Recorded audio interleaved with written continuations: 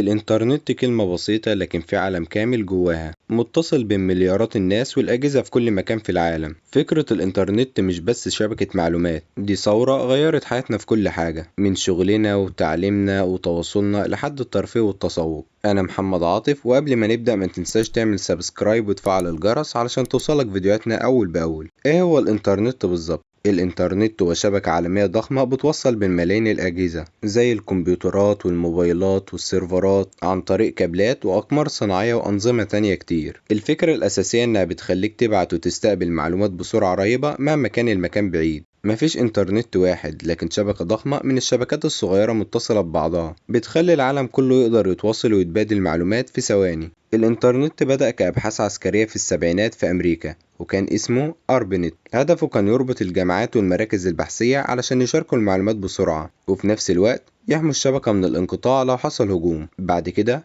اتطور وبقى شبكة عالمية لما العلماء طوروا بروتوكولات جديدة زي التي سي بي والاي بي اللي بتخلي الأجهزة تتكلم مع بعضها بسهولة. وبدأت الشركات تدخل المجال ويبقى متاح للجميع في التسعينات. ازاي الإنترنت بيشتغل؟ لو تخيلت ان الإنترنت شبكة خطوط ومواصلات ضخمة، كل جهاز ليه عنوان اسمه الاي بي زي عنوان بيتك، وبيستخدم بروتوكول معين علشان يبعت ويستقبل البيانات. لما تكتب موقع في المتصفح، الجهاز بيبعت طلب لسيرفر بيحتوي على الموقع ده، والسيرفر بيراجع لك الصفحات اللي انت عاوزها. كل ده بيتم في اجزاء من الثانية. الكابلات البحرية اللي بتمر تحت المحيطات بتوصل بين القارات، ودي السبب ان الانترنت سريع حتى بين اماكن بعيدة جدا. الانترنت مش بس وسيلة تواصل، ده بقى جزء اساسي من حياتنا. بفضل الانترنت نقدر نشتغل من البيت وندرس اونلاين ونتابع الاخبار لحظة بلحظة، ونقدر كمان نتواصل مع اي حد من العالم. التجارة الالكترونية بقت تسيطر على السوق، وكل يوم بتظهر منصات جديدة للتسوق والدفع الإلكتروني. وكمان الترفيه اتغير، الأفلام والمسلسلات والألعاب بقت كلها على الإنترنت، وده غير الشبكات الاجتماعية اللي خلتنا نشارك لحظاتنا وأفكارنا بسهولة.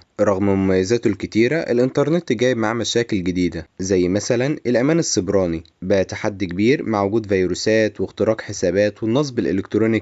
كمان في مشكلة الأخبار الكاذبة والمعلومات المغلوطة اللي بتنتشر بسرعة وبتأثر على الناس. وكمان ما ننساش الإدمان على الإنترنت اللي أثر على حياة كتير من الناس خصوصا الشباب. طيب هل الإنترنت ليه مستقبل؟ أكيد الإنترنت لسه بيتطور بسرعة. دلوقتي بنسمع عن الإنترنت فائق السرعة ال 5G وغيره اللي هيغير شكل التواصل تماما. وكمان في تقنيات جديدة زي إنترنت الأشياء اللي هتخلي كل حاجة حوالينا متصلة بالإنترنت، من تلاجتك لعربيتك حتى مدينتك كلها. وفي مشاريع الإنترنت عالمية عبر الأقمار الصناعية علشان توصل لأماكن نائية مفيهاش اتصال. الإنترنت مش بس شبكة من الأسلاك والكابلات، ده عالم كامل مليان فرص وتحديات وأسرار. واحنا في كل جزء من العالم ده بنستخدم الإنترنت كل يوم بطرق مختلفة، ولازم نفهم هو جاي منين وازاي نستخدمه صح ونحمي نفسنا. وبكده يكون خلصنا موضوع النهاردة. لو عجبك الموضوع ما تنساش تكتب لي في التعليقات، وما تنسوش كمان تكتبوا لي حابين الحلقة الجاية تكون عن ايه.